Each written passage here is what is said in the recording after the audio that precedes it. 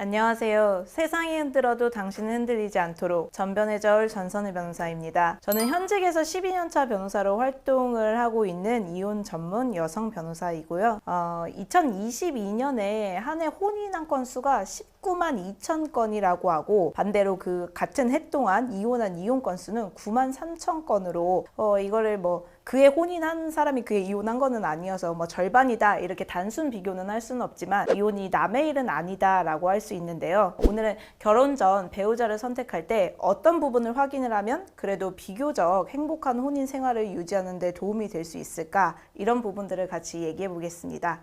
보통 어떤 사유로 이혼을 하는지를 생각해 보면 역으로 결혼 생활을 유지할 때 우리가 어떻게 하는 게 도움이 될 수 있을지 생각을 해볼 수가 있는데요. 통계 자료에 따르면 이혼 사유 중 가장 많은 것이 1위가 성격 차이라고 합니다. 그리고 두 번째가 경제적인 문제, 그리고 그 다음이 외도와 가족 간 불화가 좀 비슷한 비율입니다. 이혼 사유 중에 가장 많은 이혼 사유인 성격 차이, 이 말이 참 한편으로는 여러 가지 말을 압축하는 말인데요. 성격 차이라고 해서 무조건 성격 차이만 있는 것도 아니고 여러 가지 갈등을 성격 차이라고 할 수도 있습니다. 우선 우리가 결혼을 하기 전에, 결혼을 한 이후에 우리가 어떤 모습의 가정을 이루고 싶은지에 대해서도 상대방과 충분히 대화를 해보는 것들이 필요한데요. 예를 들어서 자녀를 둘지 말지, 그리고 자녀를 어떻게 양육을 해야 될지 서로의 생각이 달라서 굉장히 많은 갈등이 되기도 하고, 또는 상대방의 가치관이나 우선순위에 대해서도 서로 알아보고 지켜보는 것이 굉장히 중요합니다. 예를 들어서 부부가 결혼을 하게 되면 일단은 우리의 그 가정이 가장 우선순위에 있고 중요한 부분이 되어야 되는데, 주말에는 무조건 본인의 취미 생활을 한다던가, 아니면은 우리 가정, 우리 부부보다는 본인의 원래 가족들, 본인의 부모나 형제를 어떤 중요한 결정할 때 더 앞에 두고 생각을 한다던가, 아니면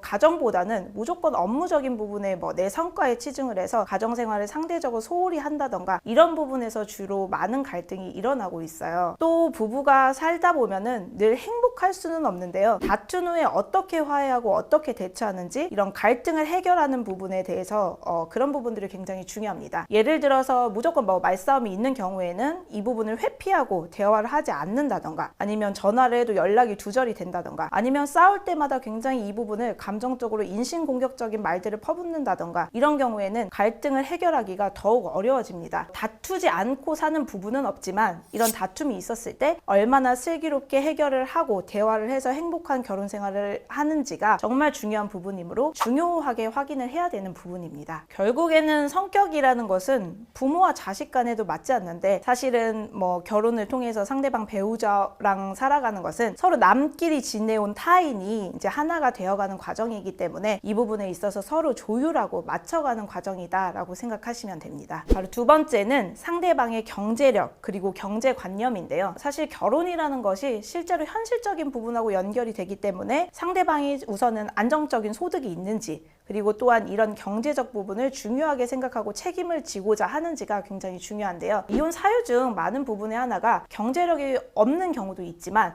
또는 돈을 벌려고 하는 노력 자체를 하지 않았을 때 상대방 배우자가 이혼을 결심하게 되는 경우가 많이 있습니다. 또 상대방이 소득이 굉장히 많다고 하더라도 합리적인 소비를 하는지가 중요한데요. 어느 정도의 경제적인 그런 기준과 목표를 같이 두는 것이 좋습니다. 어차피 가정에서의 그런 부부의 월 소득은 어느 정도 범위 내에서는 정해져 있습니다. 그런데 이제 남편은 이 부분에 대해서 장기적으로 굉장히 저축을 하고 이런 부분에 더 주안을 둘 수도 있고, 또 다른 상대방 배우자는 현재 여행을 간다던가 취미생활을 한다던가 이런 부분을 더 중점을 두고 결혼생활을 할 수도 있습니다. 우리 두 부부가 수입을 관리하고자 할 때 어느 정도를 현재를 위해서 사용하고 어느 정도를 장래를 위해서 목표를 둘지, 이런 커다란 그림에 대해서도 서로 어느 정도 의견을 같이 하는 합의가 필요합니다. 자, 세 번째는 생활 패턴, 즉 음주나 게임에 과도하게 빠져 있는지, 아니면 건강 상태가 어떠한지, 그리고 가족 관계 등에 대해서도 전반적으로 지켜보아야 합니다. 제가 이게 직업병일 수도 있는데, 정말 친한 베프들을 오랜만에 만나면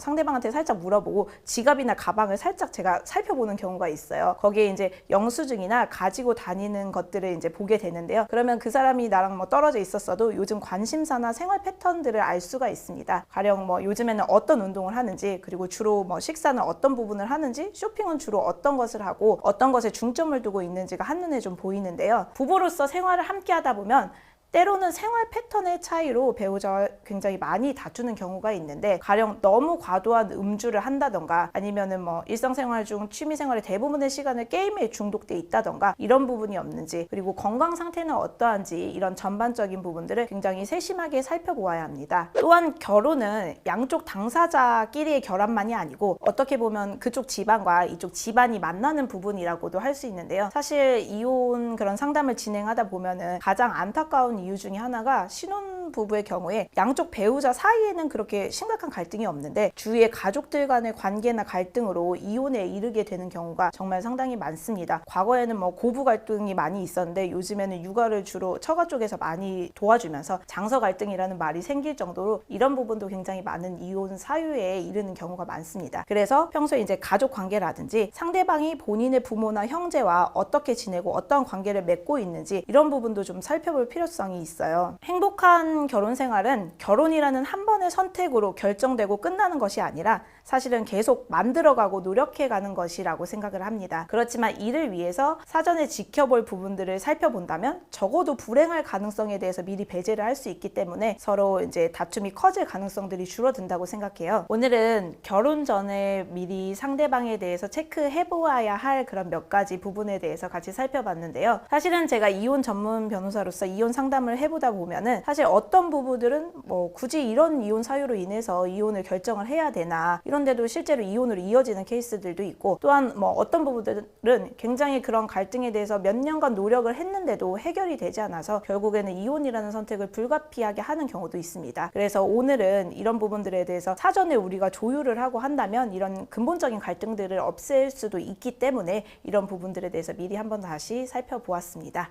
언제든지 이런 문제에 대해서 궁금한 부분이 있으시면 연락 주시면 제가 상담 도와드리겠습니다. 세상이 흔들어도 당신은 흔들리지 않도록 전변의 저울, 전선의 변호사가 동행하겠습니다.